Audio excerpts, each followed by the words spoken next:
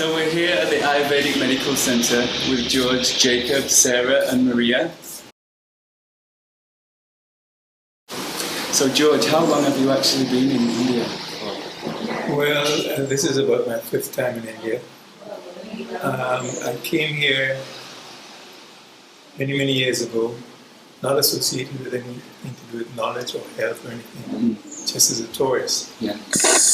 But the second time I came, I had an incident whereby I was working in Newcastle, and I tore the cartilage in my right knee. And then I had a job in South Africa and then gone to New York.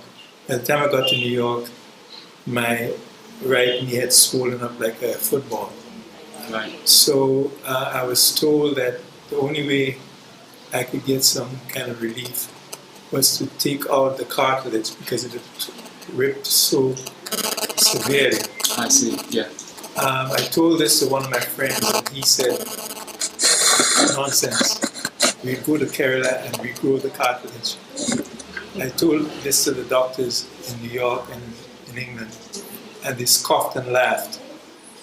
However, I, being very tenacious, I decided to give it a try. The next thing I know, I'm in Kerala, and I visited Dr. Bose, who at that time was over across the road. And for 14 days, they did killing, massages, and other treatments on me. 11 years later, my knee is still intact. It's perfect, it's strong, wow. and I expect it to carry me another 2,000 years again. So that was my first encounter with Ayurveda. So you found this medical centre, and there are many Ayurvedic medical centres across South India. How would you recommend that a person finds the right doctor for them? There's some resorts that deal with tourism and just give you massages. This Ayurvedic Centre here, Agasthya Ayurvedic Centre, is not one of those resorts.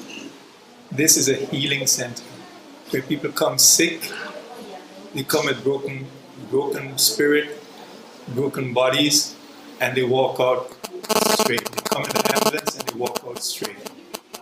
This is about healing and not just what I'd call massage tourism.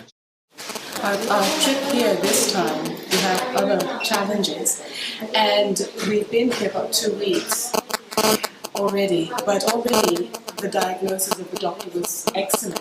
It was better than what we thought we'd get in. We actually had different diagnoses in the UK. Dr. Bose's assessment. Yes. And it's just gone so well. Yeah. And we're both having treatment. I'm having Panchakarma and I feel absolutely fabulous. Wow, and this is after 2 weeks. Yes. I feel fabulous, and I think it's not only for those who are ill, but those who need rejuvenation. Rejuvenation, yes. It's a fantastic, Panchakarma is just a fantastic way of renewing oneself. Sure. Like they say, we have 6 days of work and 1 day of rest. We need some time just to rejuvenate ourselves in the hectic life we live in the West. Absolutely. And so this sort of treatment is actually greatly needed to those people, especially if you do practice yoga or even if you don't. Yeah. It's so good for the individual to renew. Absolutely. And this center here, there's so much love going on. Even from everybody in the center, all the workers have such love. Yeah. And that is transmitted in the way they serve you. Sure. And the food you're having is made with such love. You're taking that food. Yes. And so that love, your body is responding to it. And that is radiating out of you. So you're radiating health. And you take that with you. So you want to come back. Yes. Even if you're not ill, you want to renew. So I think this is the benefit of having centers like this. Yes. Because you come back not only because you're ill, but because you want to renew. Renew, yes. Yeah. You want to also meet up those people, even if not, then there may be other people, but you want to meet up and get that renewal. Yeah. The thing about Ayurveda is it's not a yesterday thing. 5,000 years of tradition. You know, documented, orally, passed down, then notated, and so it's not guesswork. Sure. It's scientific, but not through the Western way of looking at things. You know, I'm not eschewing or discarding Western medicine. I'm not saying that it's of no use and no good. But what I'm saying is that the way we capitalistically look at using health as a profit design institution, it's counterproductive to actually getting the best for the individual. Sure.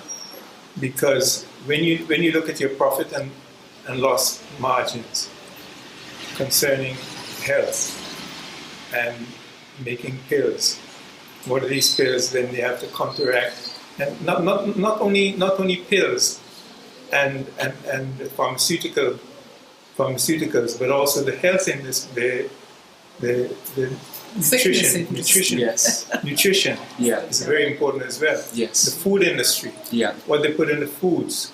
You know.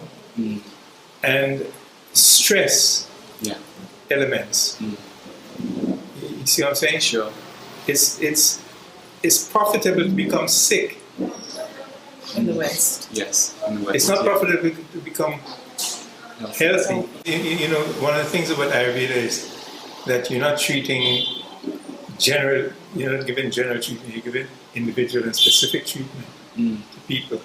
And one of the things about Ayurveda is to make the person feel comfortable so they can accommodate the treatment and absorb the treatment better. Sure.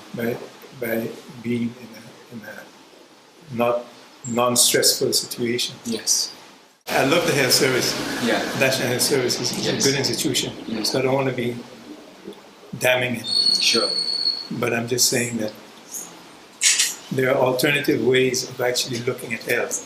Sure. Prevention and also curing and healing. Yes. You know, as opposed to just maintaining, you know, subsistence and reliance upon pharmaceutical drugs that only, you know, perpetuate other drug dependencies. So one of the questions I think many people will have from overseas is this idea of travelling such a long distance to get healthcare. And I spoke to a doctor yesterday who said, very similar to what you said about the health resorts, they're taking in patients and very quickly giving them treatment, giving them massage. It's more of a holiday package. And I think there's a very, very solid difference between health, tourism, and visiting a proper doctor who's qualified to heal. Well, I'm particularly adventurous. I'm a reckless adventurer. And the thing is that I'm interested in Vedic culture anyway. I see. Or we rather are interested in Vedic culture. We study Vedas and Upanishads and Ramayana and Mahabharata and Bhagavad Gita and Srimad Bhagavatam. We're interested in these things from a natural point of view. Yeah. Sarah is a yoga master. She's been my teacher for 33 years as a yoga teacher. Oh, lovely. What a lovely connection. And so the thing is that, as I said, the first time I came to India, I was not interested in these matters. I came as a tourist. But subsequently, I'm a seeker for knowledge and wisdom, and exploring the other side of things. And I think when you travel somewhere, one should be prepared to try different things. If you want to travel and you want to eat exactly what you have back home, then you haven't really traveled. Yes. Yeah. And so the experience is getting used to the local foods and actually enjoying them. Yeah. Yeah. So I would suggest anybody wanting to come should actually try experiencing the difference. Yeah. So I think we've covered some really interesting subjects there, and I think it will be an insight for people overseas that are thinking of coming over to this country. And do you think there's anything else that we need to add? Or? Come to India. Enjoy the sun. Enjoy the difference. Enjoy the food. Enjoy the people. Enjoy the sounds. India is a very loud country. Everything is loud here. That's why people learn to meditate in India. You learn to go inside and to find the quietness within inside yourself. And that is the most powerful, blissful state that we have. And if we can reach that blissful state, then we've come home. We've come home.